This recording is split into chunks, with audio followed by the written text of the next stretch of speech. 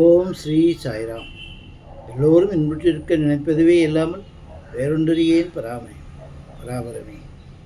நாம் இப்பொழுது ஸ்ரீ கருட புராணத்தில் பிரேதகாண்டம் அதை வாசித்து கொண்டிருக்கிறோம்.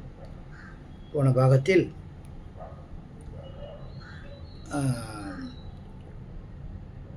பக்ருவாகனன் என்ற அரசன் காட்டுக்கு சென்ற பொழுது ஒரு பிரேத ஜென்மத்தை சந்திக்கும்படியாகிறது. இந்த பிரேத ஜென்மம் அரசனிடம் ஒரு விலைமதிப்பில்லாத ஒரு மாணிக்கத்தை கொடுத்து, நான் இந்தமாரி பிரேத ஜென்மத்தை நீங்குவதற்கு நீ சில இதை பண்ணணும் அப்படின்னு சொல்லி வேண்டிக்குது. அது என்னென்ன பண்ணணும்னு ராஜா கேட்கும்போது அதெல்லாம் சொல்லுது. சரி, ராஜா அதெல்லாம் பண்ணுறாரு. இதை கேட்டு இந்த கதையை பகவான் ஸ்ரீமன் நாராயணன் கருடனுக்கு சொல்கிறார். முடிஞ்ச உடனே கருடன் கேட்குறார், இப்போ இவர் பண்ணார், இதை தவிர வேறு ஏதாவது பண்ணலாமா, பண்ணால் இதுவாகுமா, அந்த பிரேத ஜென்மம் அதுலேருந்து நீங்கி நல்லா இதுவாகுமா அப்படின்னு கேட்குறாரு. அதுக்கு ஒரு குடத்தில் நிறையா அதான் ஃபுல்லாக ஆயில் கொடுத்து நல்ல உத்தம புருஷருக்கு அதுமாரி கொடுத்து அதை தானம் கொடுக்கணும் அப்படிங்கிறாரு. அதுக்கப்புறம் ஒரு தங்கத்தால் செஞ்ச குடத்தில் பால், இதேமாரி பொன்னால் குடங்கள் செய்து அவற்றில் பாலும் நெய்யும் நிரப்பி அஷ்டதிக்கு பாலகர்கள் ஸ்ரீ சங்கரர், ஸ்ரீஹரி இவங்களெல்லாம் நினச்சி ஆராதனை செய்து அக்குடங்களையும் நல்ல உத்தம புருஷர்களுக்கு தானமாக கொடுக்கலாம் அப்படின்னு இன்னொரு வழியும் சொல்கிறார். அதுக்கப்புறம் பார்ப்போம். கருடன் திருமாலை பணிந்து, சர்வேசா, தாங்கள் இதுவரை கூறிய விஷயங்களை மிகவும் சுருக்கமாக சொல்லிவிட்டீர்கள். இது போதாது. கருமங்களை செய்யும்போது கருமம் செய்ய வேண்டிய ஸ்தலத்தை கோமயத்தால் ஏன் மெழுக வேண்டும்? பசு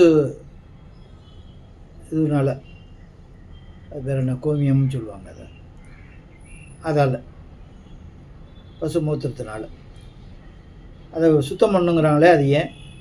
பிறர்களுக்குரிய கர்மங்களை செய்யும்போது மட்டும் எல்லையும் தற்பையும் புற்களையும் உபயோகிக்கணும். அதையே உபயோகிக்கணும்.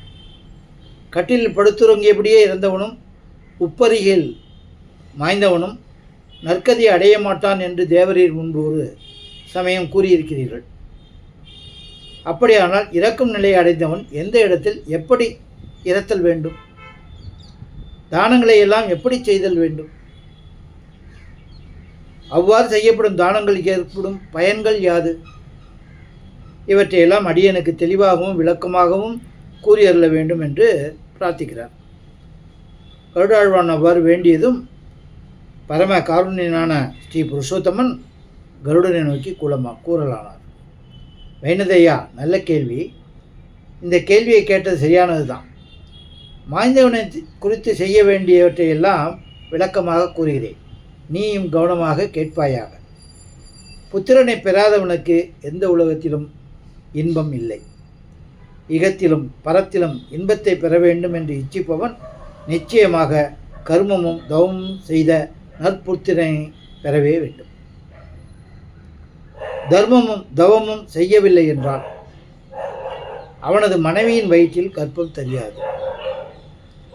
அப்படியே தரித்தாலும் அது 10 மாதம் நிரம்புவதற்கு முன்னமேயே கரைந்து கழிந்து போகும்.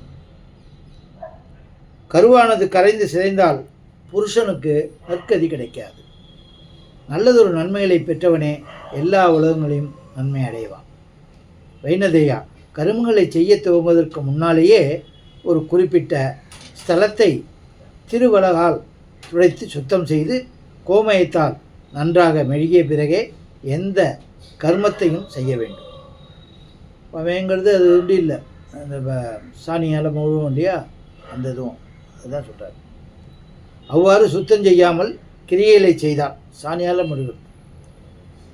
அரக்கரும் பூதங்களும் பிரேதங்களும் பைசாசங்களும் அங்கு அக்கருமங்களை அங்கு செய்ய விடாமலும் அக்கருமங்களை முற்று பெற முடியாதவராரும் தடுத்து நிறுத்திவிடும். அதேமாரி பிரேத பைசாசர்கள் சுத்தம் செய்த ஸ்தலத்தில் கருமம் செய்ய துவங்கினால் தேவர்கள் அவ்விடம் அக்கருமங்களை நிறைவேறச் செய்வார். மரித்தவன் தானே, அவனுக்கு செய்யும் கர்மங்களை எங்கு செய்தாதான் என்ன என்று எண்ணி மரித்தவனுக்கு தூய்மை செய்யாத இடத்தில் கர்மங்களை செய்தால் அக்கர்மங்களை செய்த செய்தால் செய்வதனால் அடையும் பயனை இறந்தவன் அடைய முடியாமல் போவதோடு இறந்தவன் நரகத்தையே அடைவான். எல் என்பது எனது வியர்வையிலிருந்து, பகவான் சொல்கிறார் ஸ்ரீமன் நாராயணன், எல் என்பது எனது வியர்வையிலிருந்து தோன்றியது ஆகையால் அந்த தானியம் மிகவும் பரிசுத்தமானதாகும். ஏன் எல்லை யூஸ் பண்ணுறாங்கன்னு கேட்டார் இல்லையா கருடன். அதுக்கு அந்த எல் இருவகைப்படும், கருப்பு எல், வெள்ளை எல் என்ற இருவகையிலும் எந்த நிறமுள்ள எல்லையனும் தானங்களோடு சேர்த்து கொடுத்தால் அதிக பயன் உண்டாகும், அதாவது சிறப்புடையதாக அமையும். சார்த்த காலத்தில் கருப்பு எல்லை சேர்த்தால் பிதுர் தேவர்கள் மிகவும் திருப்தி அடைவார்கள். சூசை புல்லாகிய தர்ப்பை புல் ஆதியில் ஆகாயத்தில் உண்டாயிற்று. அந்த தர்ப்பையின் இரு கடையிலும் பிரம்மனும் சிவனும் அதன் நடுவே ஸ்ரீஹரியும் வாசம் செய்கின்றனர். தர்ப்பை இல்லாமல் சாத்தம் முதலிய கர்மங்களை எல்லாம் செய்யலாகாது. பிராமணருக்கும் மந்திரத்திற்கும் தர்ப்பைக்கும் அக்கினிக்கும் திருத்துழாய்க்கும் நிர்மால்ய தோஷமில்லை. திருத்துழாய்னா துளசின்னு சொல்லியிருக்கோம். ஆகையால் பயன்படுத்திய தர்ப்பை பிள்ளையே மீண்டும் உபயோகப்படுத்தலாம்.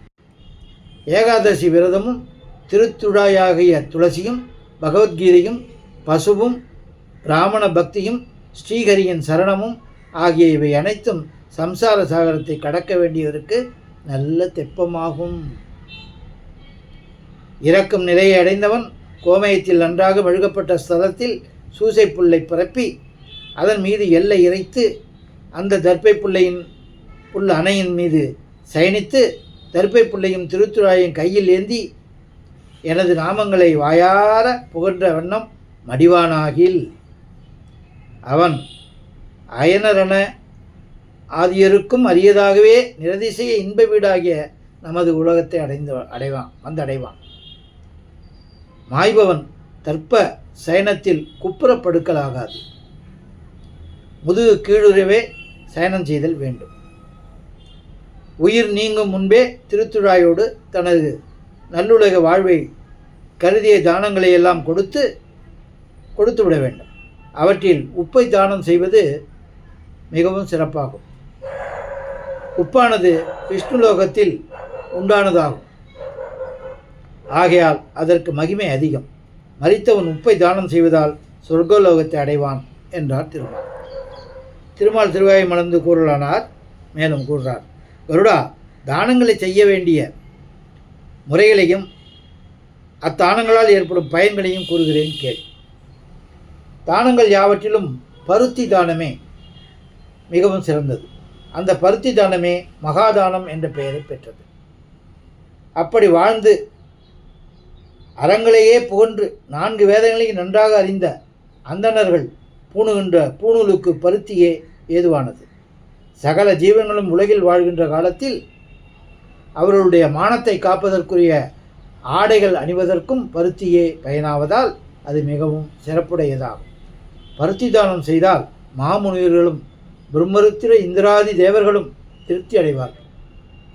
பருத்தி தானம் செய்தவனது வாழ்நாள் முடிந்த காலத்தில் சிவலோகத்தை அடைந்து அங்கே வாசம் செய்து பிறகு சகலகுண சம்பன்னனாய் அழகிய மேனியுடையவனாய் மகாபலசாலியாய் உலகாலும் அரசனாய் தீர்க்காயில் உடையவனாய் மீண்டும் பூமியில் பிறந்து யாவரும் போற்றி புகழ நெடுங்காலம் வாழ்ந்து சொர்க்கலோகத்தை அடைவான். திலதானமும், அதாவது எள்ளு, கோதானமும் பசு, பூமி தானமும் ஸ்வர்ணதானமும் தங்கம், தானிய தானமும் செய்தால் மகா பாவங்கள் அனைத்தும் உடனே விலகிவிடும். திலதானமும் கோதானமும் சிறப்பான தானங்களாகும். அவ்விரண்டு தானங்களும் மிக கொடிய பாவங்களையும் நசிக்கச் செய்வன. ஆகையால் இந்த தானங்களை சாமானிய பிராமணர்களுக்கு கொடுக்கலாகாது. உத்தம பிராமணருக்கே இவ்விரண்டு தானங்களையும் வழங்க வேண்டும். மங்கையருக்கும் தனக்கும் வேண்டியவருக்கும் அம்மூன்றையும் உத்தேசமாக கொடுக்கலாமே தவிர தானமாக கொடுக்கலாகாது. மங்கையருக்கும் தனக்கு வேண்டியவருக்கும் மூன்றையும், எது எள் தானம், பசு தானம், இதெல்லாம் அந்த தானங்களை மற்றவங்களுக்கு உத்தம பிராமணர்களுக்கு கொடுக்கலாம், சாதாரணவங்களுக்கு கொடுக்கக்கூடாது. தனக்கு வேண்டியவங்களுக்கு இதெல்லாம் கொடுத்தா கூட சாதாரணமாக கொடுக்கலாமே தவிர அந்த இதுக்கு பலன் கிடையாது. தானங்கள் செய்வதற்கு சிறந்த காலம் ஜீவன் மரிக்கும் காலத்தில் செய்வதே ஆகும். கிரகண புண்ணிய காலமும் தானம் செய்வதற்கு சிறந்தது தான் என்று பகவான் ஸ்ரீமன் நாராயணன் கருடனுக்கு சொல்கிறார். மீண்டும் சொல்கிறார், அதை அடுத்த பாகத்தில் பார்ப்போம். ஓம் ஜெய் சாய்ராம்.